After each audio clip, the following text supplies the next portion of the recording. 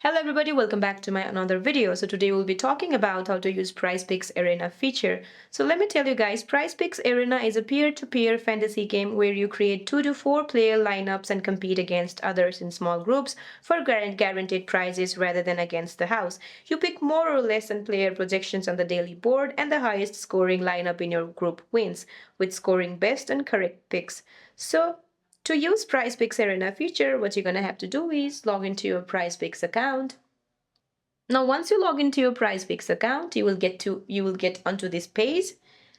Now, select 2 to 4 player projections by choosing more or less for each. Now, once submitted, you are automatically matched into a group of 20 for 2 to 3 picks or 50 for 4 picks. Other users based on entry fee and experience level. Now the highest scoring lineup in your groups wins. If there is a tie, the prize is split. Unlike traditional PrizePicks, Arena limits entries to a maximum of 4 players. So that's it for this video guys. I hope you like this video. See you in my next one.